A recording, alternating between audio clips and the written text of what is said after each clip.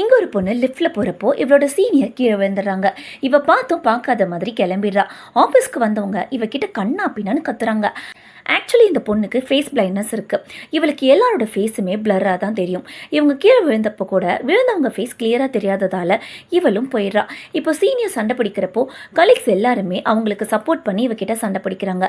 எப்போவுமே அவங்களோட ஐடி கார்டை வச்சோ இல்லை அவங்களோட வாய்ஸை வச்சோ தான் கண்டுபிடிப்பா. இன்னைக்கு சீனியர் தள்ளி இருந்ததால் அதுக்கும் வழி இல்லாமல் போயிடுச்சு. இந்த ஃபேஸ் பிளைண்ட்னஸ் ப்ராப்ளம்னால தான் இவ எந்த ஆஃபீஸ் பார்ட்டிக்குமே போக மாட்டான். ஒரு நாள் கண்ணாடி வாங்கி போட்டுக்கிறா. அந்த கண்ணாடி போட்டதுலேருந்து ஒருத்தவன் கண்ணுக்கு தெரியிறான். ஆனால் அவளால் அவனை டச் பண்ண முடியல. அவன் வாய்ஸும் கேட்குது. பேயா இருக்குமோன்னு பயந்து போய் கண்ணாடியை கழட்டி தூர போட்டுடுறா.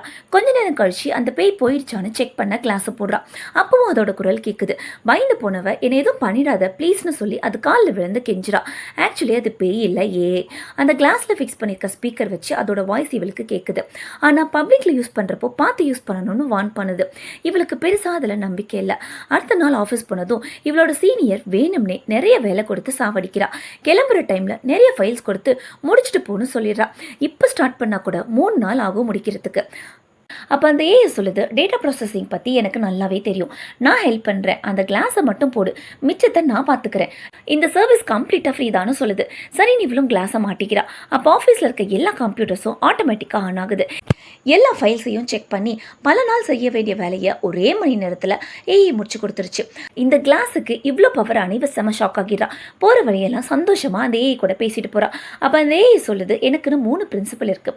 என் கஸ்டமரை ஹாப்பியாக வச்சுக்கணும், லாவை ஃபாலோ பண்ணணும், கஸ்டமர்கிட்ட போய் பேசக்கூடாது.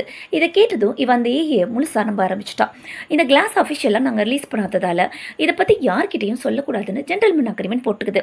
அதே மாதிரி உனக்கு பிடிச்ச மாதிரி இந்த கிளாஸை நீ எப்படி வேணால் மாடிஃபை பண்ணிக்கலாம், எல்லாமே ஃப்ரீ தான்னு சொல்லுது. ஆனால் இப்படி இருக்கட்டும்னு இவளும் சொல்லிடுறா. இந்த மாதிரி ஒரு ஏஐ கிளாஸ் உங்களுக்கு கிடைச்சா நீங்கள் என்ன பண்ணுவீங்கன்னு மறக்காமல் கமெண்ட் பாக்ஸில் சொல்லுங்கள். அப்படியே இந்த வீடியோ உங்களுக்கு பிடிச்சிருந்துச்சுன்னா வீடியோக்கு ஒரு லைக் போட்டு மறக்காமல் சேனலை சப்ஸ்கிரைப் பண்ணிக்கோங்க.